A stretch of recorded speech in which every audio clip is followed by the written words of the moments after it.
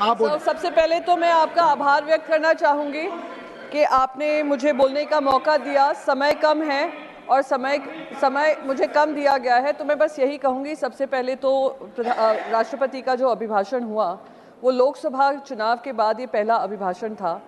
तो मैं कहूँगी जो जनता ने लोकसभा से एक बड़ा संदेश भेजा है वो सराहनीय है और हमारी प्रजातंत्र की एक बड़ी जीत दिखाता है। सर, एक और संदेश ये चुनाव ने भेजा है। भगवान श्री राम कौशल्य पुत्र भी माने जाते हैं, भगवान श्री कृष्ण देवकी पुत्र भी कहे जाते हैं। वो कौशल्य पुत्र और देवकी पुत्र ने मिलकर एक संदेश भेजा है और नॉन बायोलॉजिकल जो कहते हैं अपने आप को, उनको एक फर्क दिखाया है और ये बताया है कि भगवान का अवतार भी अपनी माँ के नाम से भगवान माना जाता है। तो ये सबक जो सिखाया, मैं सारी देश की जनता को आभार व्यक्त करना चाहूँगी। वो सारे बायोलॉजिकल वोटर्स जिन्होंने आकर नॉन बायोलॉजिकल को एक सबक सिखाया है, उसे ये कुछ सबक सीखेंगे।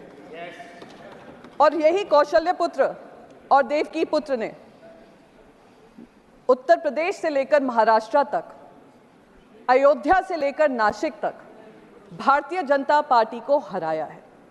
तो मैं उन सभी लोगों का आभार व्यक्त करना चाहूँगी। एक और चीज़ इस इलेक्शन ने हमें संदेश दिया है, देश की जनता को दिया है कि जो अहंकार से चलेगा उसको अहंकार ही खत्म करेगा।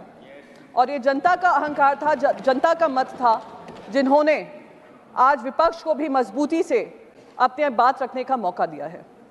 पर अभिभाषण में से कहीं भी ऐसा नहीं लगा कि केंद्र सरकार ने किसी तरीके की सबक सीखी है।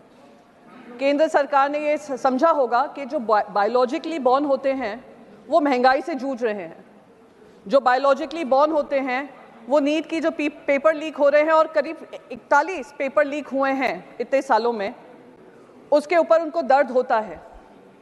ये बायोलॉजिकली बॉर्न जो हैं वो बेरोजगारी से परेशान हैं। ये बायोलॉजिकली बॉर्न जो हैं वो महिलाएं जो सम्मान ढूंढती हैं, उम्मीद करती हैं कि सम्मान उनको दिया जाएगा। ये जो बायोलॉजिकली बॉर्न हैं, युवा हैं हमारे, वो अग्निवीर जैसी जो पॉलिसी लाई जाती हैं उससे जूझ रहे हैं, उसका शिकार हैं। जो बायोलॉजिकली बॉर्न हमारे किसान हैं वो भी त्रस्त हैं। पर उनके अभिभाषण में कुछ भी ऐसा नहीं दिया गया केंद्र सरकार की तरफ से जो दिखाता है कि कोर्स करेक्शन होने वाला है।